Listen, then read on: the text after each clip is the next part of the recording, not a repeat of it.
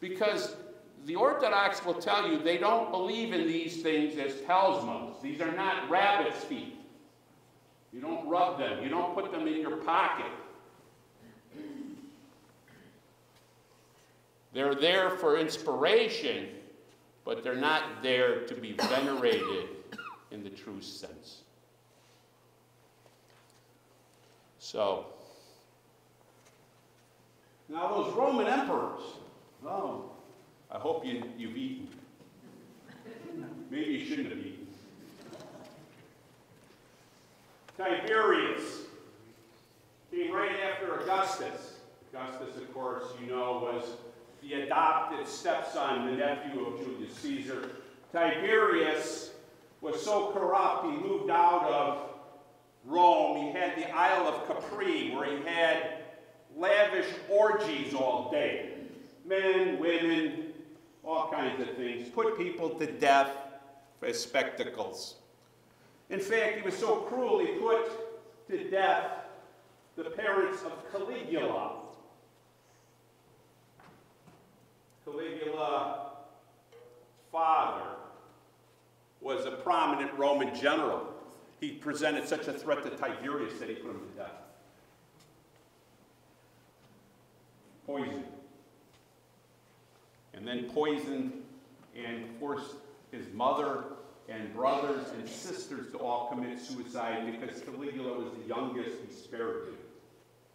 When Caligula was 18, he was invited to Capri. No hard feelings. Yeah. Well, Caligula planned his demise. He and a guy named Draco, who was the captain of the Praetorian Guard, cemented a pact. Caligula slept with Draco's wife. They cemented their pact and they ended up killing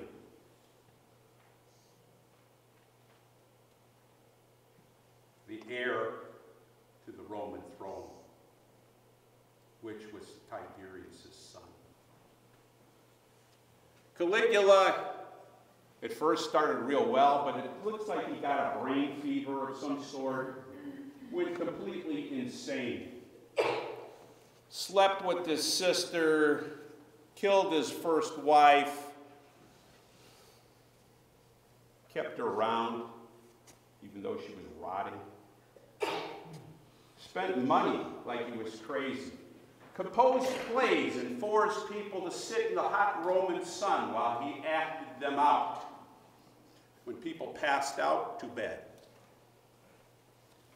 He decided he was going to go on a campaign, take the legions out. It was often that these Caesars would try to prove that they're militarily capable. Caligula had no military experience, so he was going to go attack Britannia. He marched through France, he got to the English Channel, and then proceeded to tell his troops to whip the waves of the North Sea. He was crackers. Eventually, the Praetorian Guard decided to off him and his entire family. The only one that was spared was his uncle, Claudius, who hid himself in the drapes. And after the slaughter had come down, he was the only one left. They decided, well, here's our next Caesar. Claudius was a little better. Also had some of the same tendencies with spending too much, etc., etc. He was eventually poisoned by the stepmother of Nero, who was trying to get her stepson in power. Nero came to power, and he was just terrible. Spent the entire fortune of Rome within a couple of years, drove him into debt, put on elaborate plays and musicals. He was so deranged. You know, there seems to be a nexus with a lot of these guys. Plays and musicals. I imagine that must have been fun. And, of course, he got a little tired of his living accommodations, and he decided to burn part of Rome. Now, he didn't do it personally, but it was ordered to be done. The old story is, was Rome burning and Nero fiddling somewhere? Well, there was no fiddles back then. So don't think Jack Daniels was coming out of the woodwork and he was fiddling away. No, it was probably a lyre he was playing, and maybe he wasn't even present, but what we know is fire in the ancient world, they didn't have the good hands people. You know, there was no insurance. So if your house burned down, you're out of luck. You're homeless, with no recourse to build or take care of yourself. Well, a third of the city is burned down, and Nero shows no remorse to anybody. Instead, what does he do? He takes and has all the area that's burned down raised, and he takes it and makes a huge palace called the Domus Aurea. This palace, they have pictures of what they thought it would look like. It would make Versailles look like a country club cottage.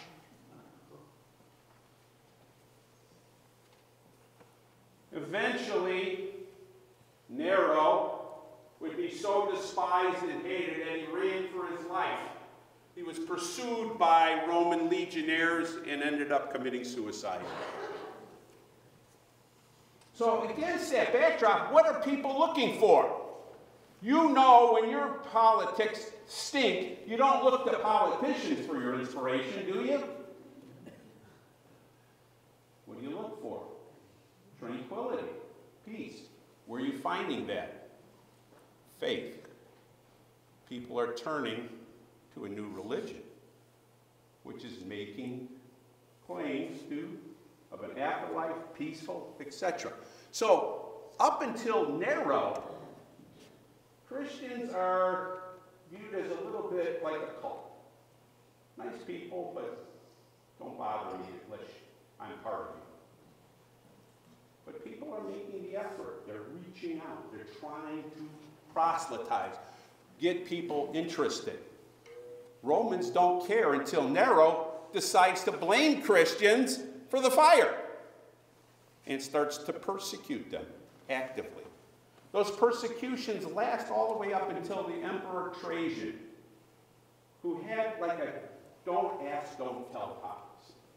If you didn't go around telling everybody in the world that you were a Christian, he didn't care. If you wanted to have church, he didn't bother you. He didn't break into your home to rouse you out of bed. And based on that, we see that the first 100 years, from about 115 onwards, Christianity actually started to accelerate because there was an active oppression by the Caesars.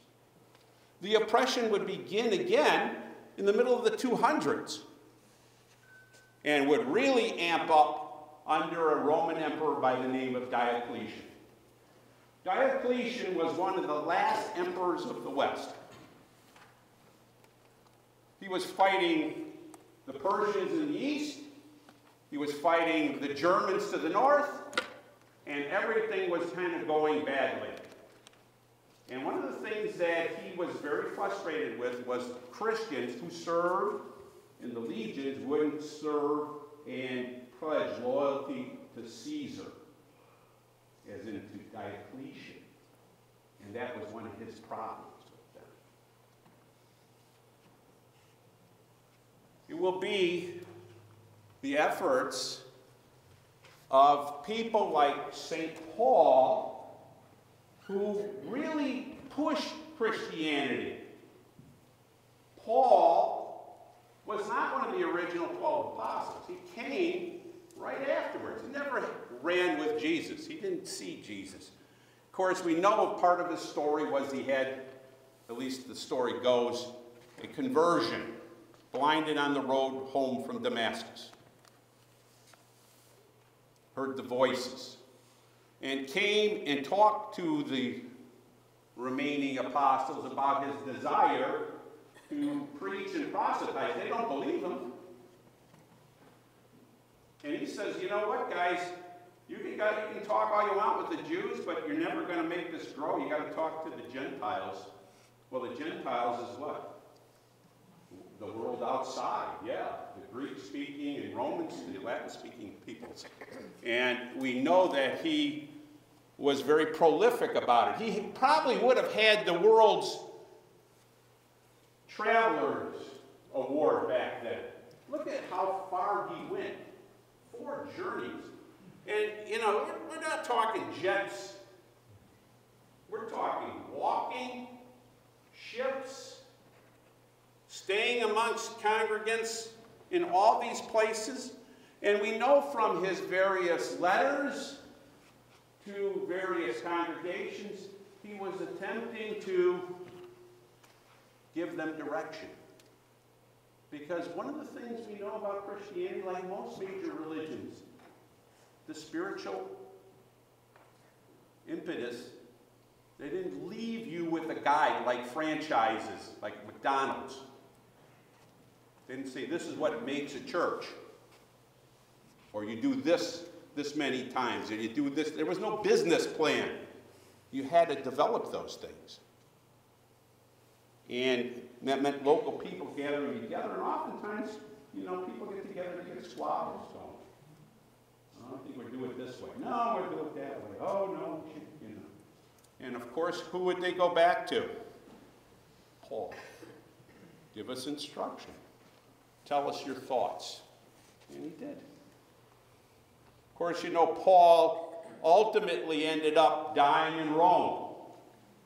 Along with Peter, of course, which was Jesus' right-hand man.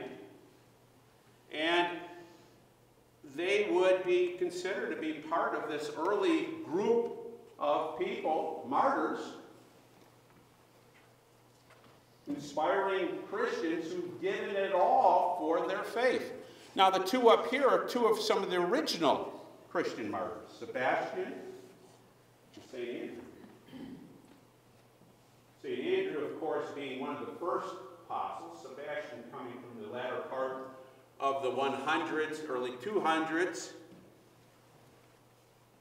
And the sorts of things that they went through was incredible. They were tortured for their beliefs by the authorities, often put to death.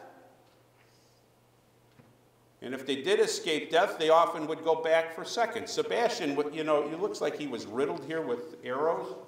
Part of the story was Irene, who's, I believe, on the wall here somewhere, or going to be on the wall.